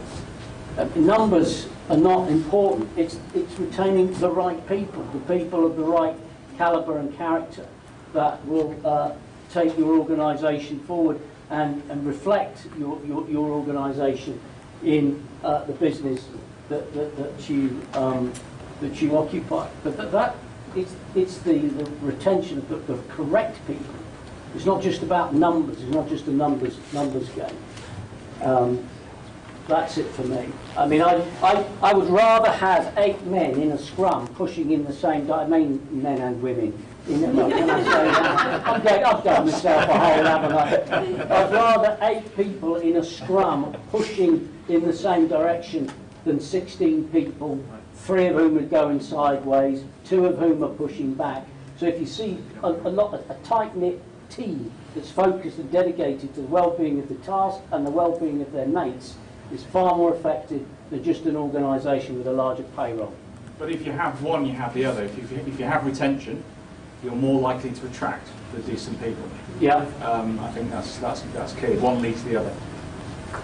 I think, though, also the challenge in Bicester particularly is the level of unemployment is something like 0.4%, I think, the last figures I looked at. So the battle, and if our chairman was here, Phil Shapbolt, would tell you, the battle for him to build his business in trying to take on new staff, that is where it's very difficult at the moment. And I think part of the battle for talent was how do we attract the right people in to work in some of our expanding industries. Phil is into LED lighting, very much developing business, reshored a lot of his production back into Bicester, and you've got other companies like Brice, very heavily into engineering, marine engines, etc. Very much a major supplier to the military, and it's getting the right people into those jobs. They're heavily into apprenticeships and everything else. But I think that's part of the battle, particularly for Bicester. Can I just add that, because I speak to some organisations, I think part of, if I could say, the problem is that some organisations are trying to think they're delivering new strategies, but they're still working to old values, or kind of they're still working on old strategies because they're not really looking at what's going on outside the bubble. And I think that goes back to what you were saying about, this is the purpose of things like this, is to really get a sense of, what's happening in Bicester and actually what's on the horizon, how we can look at that and not being so short-sighted. And it's about almost, thinking about, well, what's the phrase I heard the other day? Eating something before you're hungry. So really looking ahead and anticipating, actually, where do I want my business to be and what do I need to do to kind of recruit, retain, succession plan, all that good stuff. Yeah, but I think one of the key things, the forum the Bicester Vision has created, I'm bringing fresh ideas in, bringing people in every other month to talk about specific subjects. We did a session on apprenticeships, one before last. So we've gone through and looking and trying to get that refreshed thinking. I think you're exactly right. Okay, thank you. One last point. Just a very quick point. Some of the stuff that Linda was saying really about the large part of his molecule. Employers don't need to do an awful lot sometimes to show how much they care. It's a simple thank you, or it's a simple piece of just communicating. And we've worked with lots of organisations of all shapes and sizes with all sorts of budgets. And I was talking to a chap who had taken over an engineering business. They had some people on the road, and one of the things that they were looking to do is promote their business, and they applied for the Queen's Award for Export. And he basically said, as long as you're sending something abroad, generally speaking, you can win the Queen's Award for Export. And they did. They won 2 tickets to go down to the Grosvenor House Park Lane Hotel in order to receive this award. There was 3 directors, and they said, well, there's 3 of us and we've got 2 tickets. Are we going to fight over who goes? But they sent the lady who sends the parcels out from the warehouse of the business with her husband down to the Grosvenor House Hotel, Park Lane, to receive that award on the company's behalf. She doesn't now just put things in parcels, she now runs that entire department because she was so energised by the privilege or a simple thing of just saying, you go and collect that award for us. It didn't cost them anything to do that, and now she's running an incredibly efficient department on behalf of that company. Simple little things that often don't cost employers anything at all. They're simple bits of recognitions. We've got another company who's a massive theme on healthy eating. One of the things they do is for any of their ladies on maternity leave, for the first 3 nights that they're home after coming home with a baby, they have fresh meals delivered to their house, so they're not living on takeaways. It costs them about £20 or £30 a night, so it's cost them about 70 or 80 quid. But how that person feels about their job and their employer, having just got home with their world turned upside down after having a new baby arrive, it's incredible. And it doesn't cost them, in grand scheme of things, very much at all. So there are lots of little things you can do. It's just that recognition thing, supporting, maybe making people feel part of something. Really straightforward sometimes. Thanks so much. Graham, now over to you. Thanks, sir. Okay, so now we get into the part of our agenda, which is my update. So, for those of you who are visitors and guests, the partnership manager's role is to facilitate communications between partners, to find information, to bring messages, to exchange information, to evangelise the benefits of each partner, to go out and talk about Bicester wherever, in terms of inward investment, in terms of creating opportunity, because Bicester Vision is all about growth. It's ensuring we keep unemployment low and business growth high. And the challenge we face in this changing world is such that for Bicester, as people come in, people go out. And in part of my presentation, I'm going to talk about this migration of talent, which is part of the battle that we all face. But to kick it off, I want to talk about Cherwell Business Awards. Those of you who aren't aware, there are partners in Bicester Vision that have contributed significantly to the Cherwell Business Awards. In fact, 6 of the 11 awards were sponsored by your good selves, and we thank you very much for that. It was a fabulous event. It happens every year. What was interesting is, actual fact, look at all these winners. These all came from Bicester. These are all organisations who effectively come from our town, who have championed best practice in their respective fields. We should feel very proud of that. And later I'm going to explain exactly how we're going to reward them. But it's good to see. These are our sponsors. Sponsors come and go at Business Awards. And Cherwell Business Awards this year needs more sponsors. And the reason for that is, all of these sponsors stay, but there may be more categories. And there may be a requirement for us to enhance the offering. And therefore, we're looking for organisations who may wish to contribute in time, or money, or in some capacity, based on what their organisation is and offers, to help. So, if that's possible, in some possible way, then please reach out to me, because we'd love to hear from you. Okay. We're on Facebook. 21st century, finally. We spent a long time not being on Facebook. We've got a website, we've got a Twitter feed, we've got a LinkedIn page, we've got a LinkedIn group. Finally, we're on Facebook. I'm using it now to promote to those individuals who don't necessarily occupy the LinkedIn space. It's a great way for us to communicate now. So I'm embedding all of our videos into there, all of our documents are going onto there, all our events are being posted on there. We're building it up. It's early days. This thing's only been running a few weeks. So if you're on Facebook, please reach out to us. This was our last event, and for those visitors and our guests and our partners who weren't able to attend, just wanted to remind you that they happen every 2 months, and this one in particular was all about business growth. So it's all about finding those organisations who provide grants and schemes and strategies and ways in which they can help you as a business or as an enterprise get better at what you do. If you to go to our Vision website, all of the contact details for all of these funding agencies are still on there, and they're still very active. So I would welcome you to go there and find them. And if you reach out to me, I'll make an introduction and we'll make things happen. We had an inspirational speech talk given by Simon Bilcliffe, a great employer in the Bicester area, fabulous business enterprise, and Amy, who started off as an apprentice within his organisation and is rapidly moving up the ranks. They're looking for another apprentice, guys. Okay, so if Webmart is something that you'd be interested in, they're an organisation going places, then you should get in contact with them. We've been sponsoring this workplace wellbeing programme that's underway with Cherwell District Council. We spoke about it at the AGM, and we also spoke about it at the apprenticeship event. We spoke about it at the business support event, and I'm going to speak about it again now. We have a deadline, which is July. What we want to do is provide match funding so that you as an enterprise, as an organisation, can take advantage of the expertise within Cherwell District Council's team for workplace wellbeing. So if that's something that's of interest, Vision wants to support that. We want to co-fund it. Now, it looks a nominal amount. We're saying £200 really. It actually equates to thousands of pounds worth of support. It's quite simply done at zero value in effect. Cherwell District Council have put some fabulous expertise in place, so I would ask, please, consider reaching out to us and let's make this happen. There are 10 slots available. These are the organisations so far that have taken it up, so there's plenty of space there. What we said is if we can't find our partners, then we'll reach out to the wider business community in Bicester and invite those organisations to take advantage of it. It's a wonderful scheme. So we recently spoke at the Wednesday Business Club. Now, for those of you who don't know the whole history,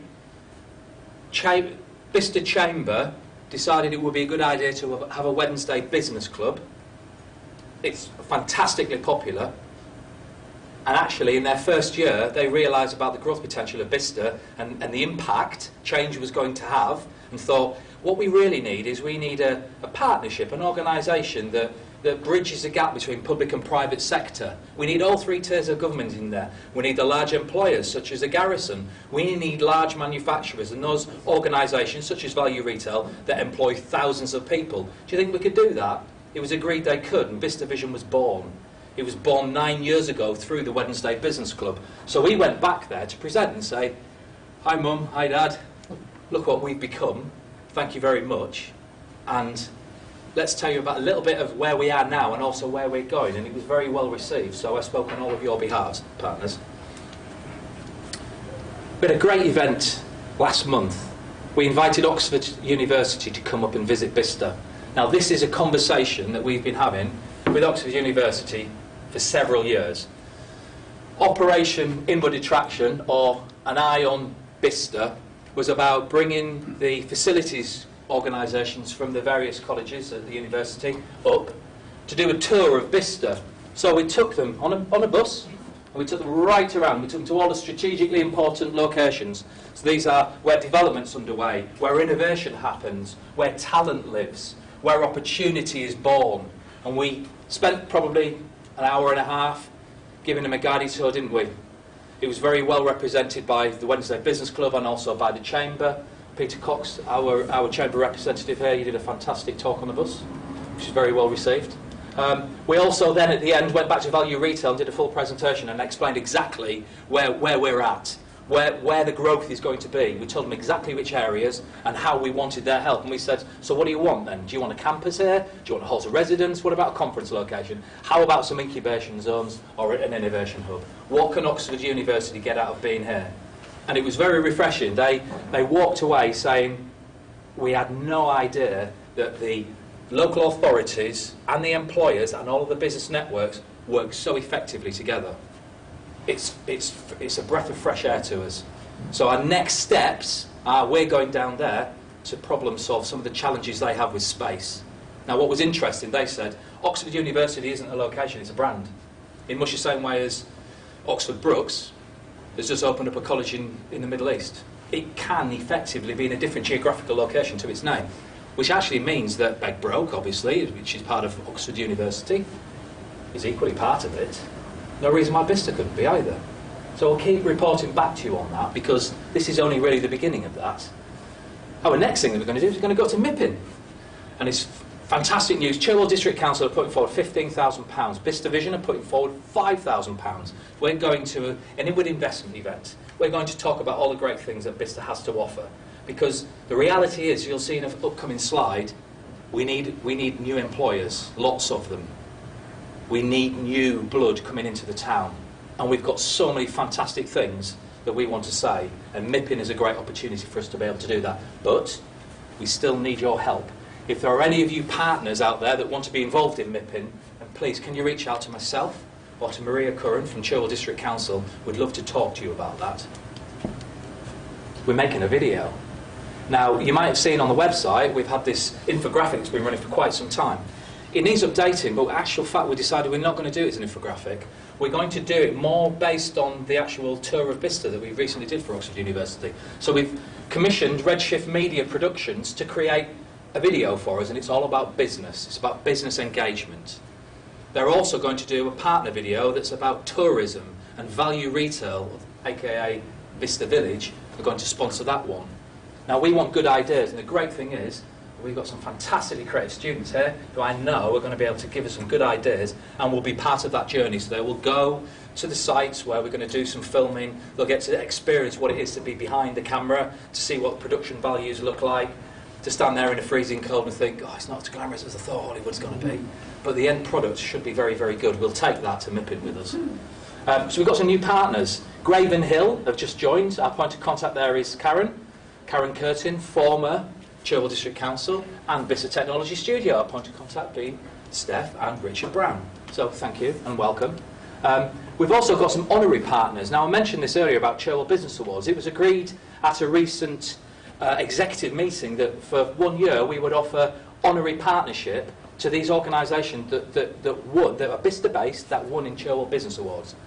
We've also recognised some organisations by virtue of the services that they offer. So Bicester Green will be given an honorary partnership by virtue of the work that they do on the skills agenda. And they'll be presenting in September. And I do hope you can come back and listen to that, because they're doing some very inspirational stuff about return to work, about upcycling, about bringing people from a certain community into a different community. In fact, the whole ethos for that event is going to be very much focused on the kind of things that Bicester Green do. We've also got OEAP, who do lots of creative stuff. If you've never heard of OEAP, just put it into Google, go find them. They're absolutely fabulous. They're working with students, they're working with young people, they're exploring creativity, and they're allowing this opportunity of commercial exploration through creative means. And obviously, finally, OXLEP.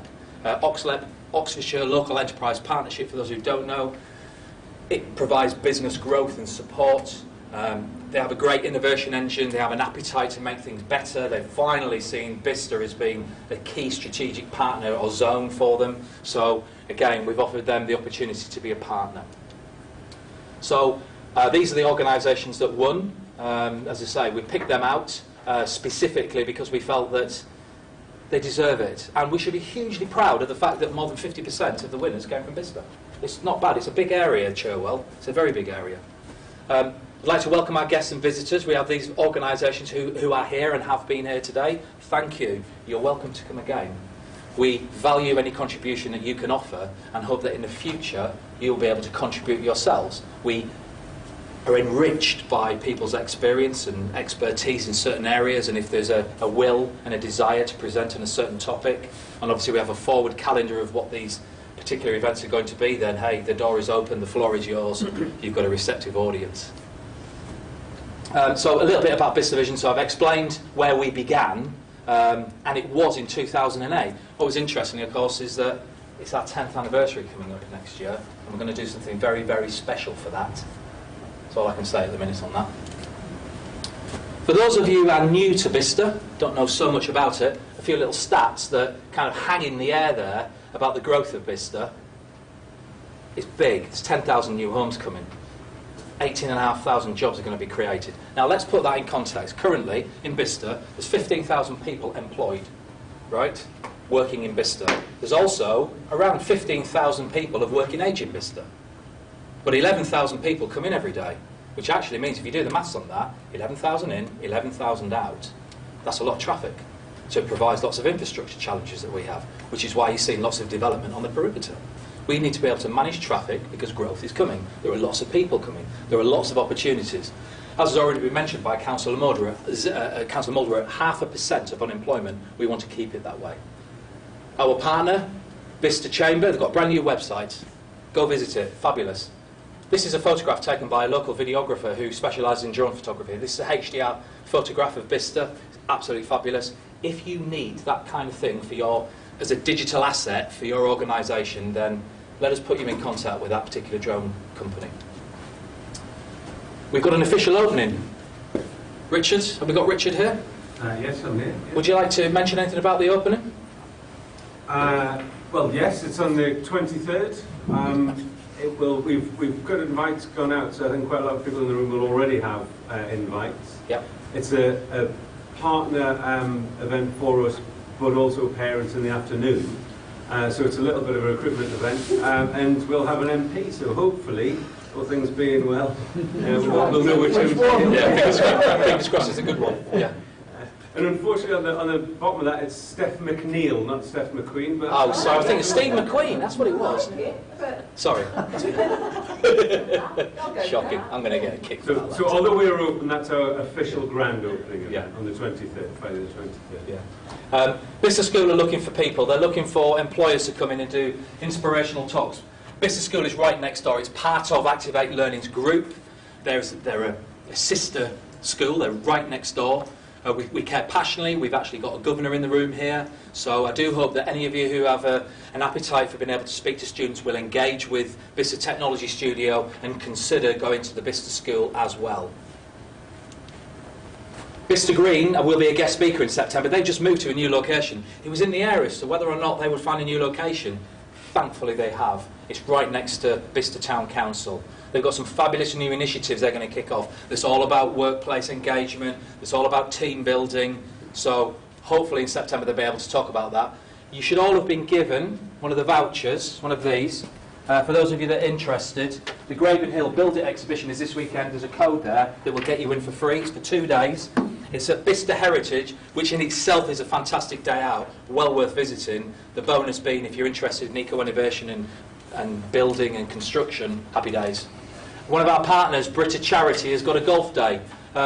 This is the third one that I've known, and every year they ask me to come along. And this is the third year. Well, the first 2 years I've said, look, I can't play golf. I'm rubbish, and I'm too embarrassed to do it. I can't really say no a third time, so I need some help. Is there anybody, I'll leave it hanging, if there's anybody in there who's equally as novice as I am, I would love to do a round with you, just so I don't have to say no again. All right? So again, that's on here. Yeah, it's on the bottom of that.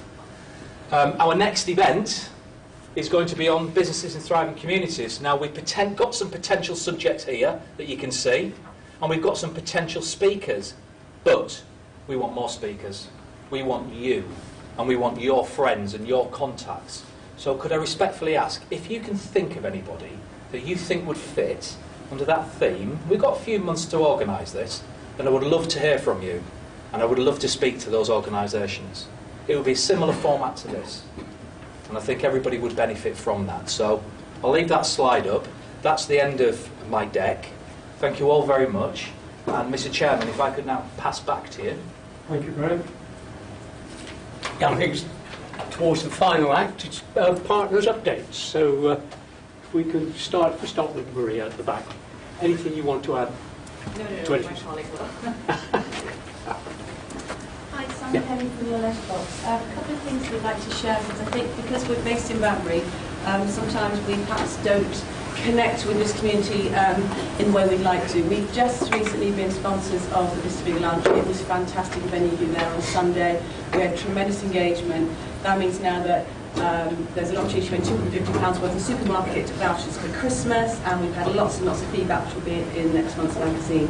We're also running a competition really to support Vista Healthy Living that was launched last month. So with Imagex, which is just in High Street here, fabulous opportunity to take a photo, whether you're a novice, a professional, a child, a pensioner.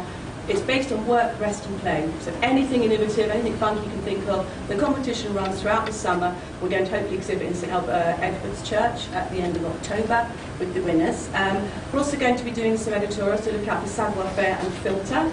We're also advertising the vacancies for Vista Green. We spent some time with them at the weekend. So if you have any free vacancies or any apprenticeship vacancies, we also put on assignments at Webb, please do contact us because we put them on completely free of charge. Okay, thank you very much for your time. Laurie. Laurie Stratford, Oxfordshire County Council. Like most of us, wondering what's happening today, what happens in the next couple of weeks. I'm going to say nothing else. Right. Oh, sorry, yeah, just to, well, first of all, introduce myself. I'm Dale Hoyland from Sheffield District Council Visitor Delivery Team. I'm working on a couple of OXLEP ERDF, European Regional Development Film projects, which I hope to come and tell you a lot more about later. But essentially, this will help to support SMEs by, for example, providing free energy audits, then to facilitate action as a result of the recommendations on those audits, to provide grants for energy efficiency improvements identified. There will be funding, for example, for bringing new products to firm, new products to market, and a whole innovation side of things as well. So I'll speak more about that in perhaps at the September meeting, if I may. Great. Thanks very much. Anybody want to? Peter. Thank you, Chairman. Just one other thing about Vista Vision. We actually shared a table with Dean here and Healthy Vista, and we had a small competition which was won by a lady from Vista, and so she actually had, because it was an Alice's tea party, we actually gave her a small gift which included vodka prosecco, biscuits, etc., which we presented yesterday. So I'm sure the photograph will be shown later, but not yet. But just as important, or maybe even more for some of us, is the Chamber AGM will actually be on the 19th of June, and it will be in Brethertons. There's a few people who know exactly where it is, but many of you may not, and look on our website, you'll find where it is, and you'll all be welcome. 6 o'clock start. Ben. Okay, thank you, Richard. Can I do two things? Yep. First one is Mr. Speakers Club. For those of you that don't know that this exists, it's affiliated to Toastmasters International, and it is a great opportunity for you and staff, employees to come along and hone your presentation skills.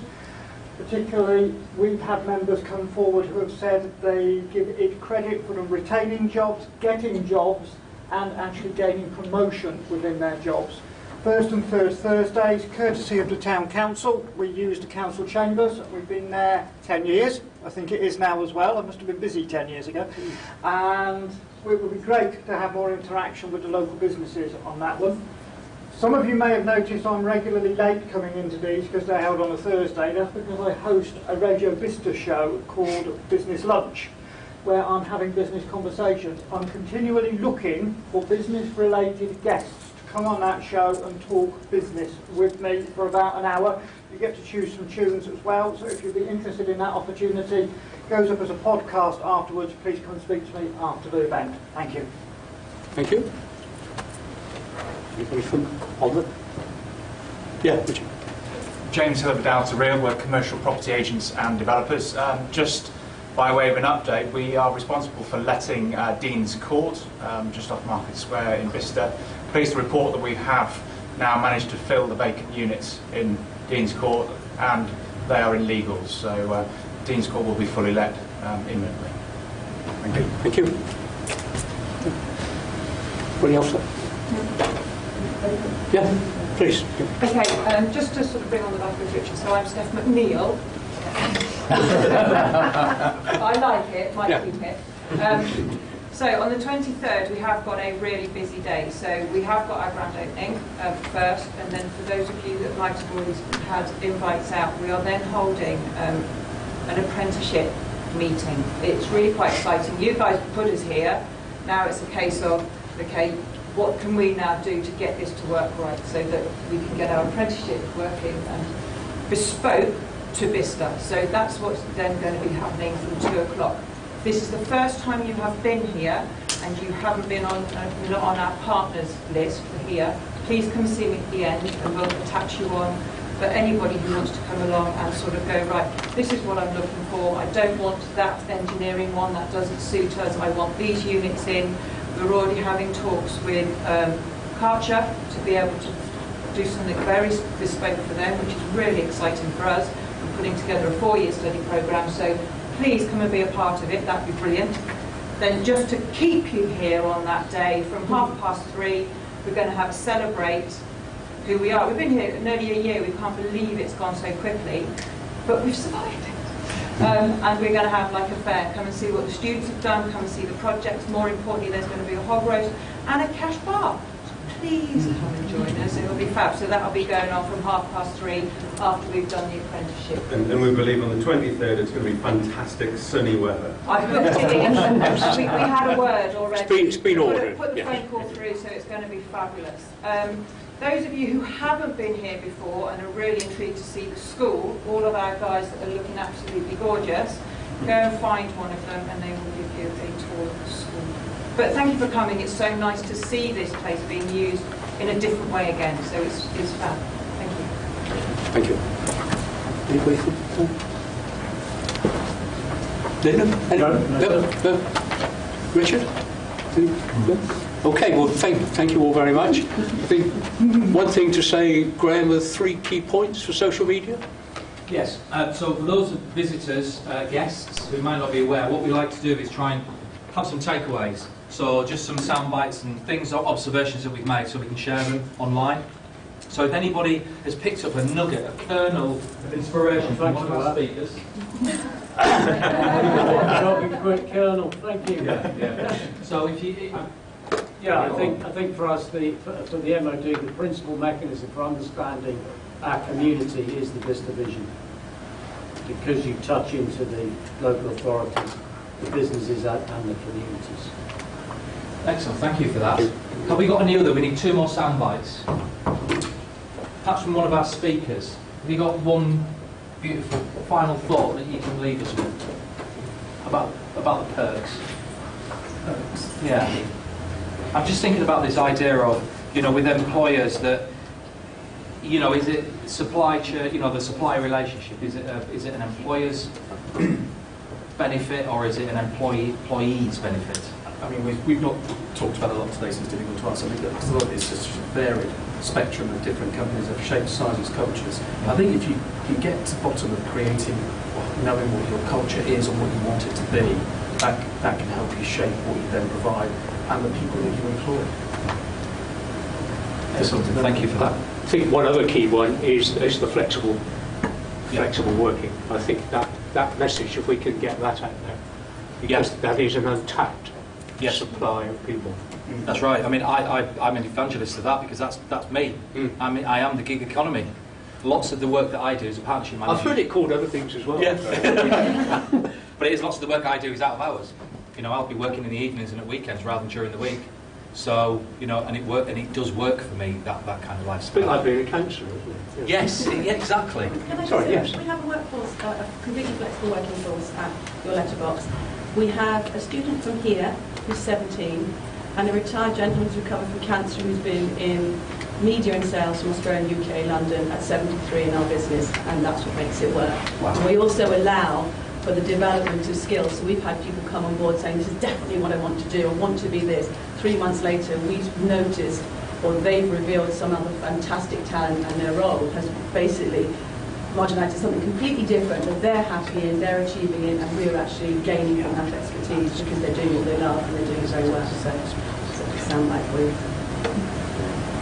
Okay, well, thank you all very much. I think it just leaves me to say thank you very much to Richard and the staff for looking after us today, and the students who've done a fabulous job running up and downstairs bringing visitors, and congratulations to the winner of yesterday's election. So, wait and see what happens to today. I suppose my final message is just to say, if you haven't voted, please make sure you go and vote before 10 o'clock tonight.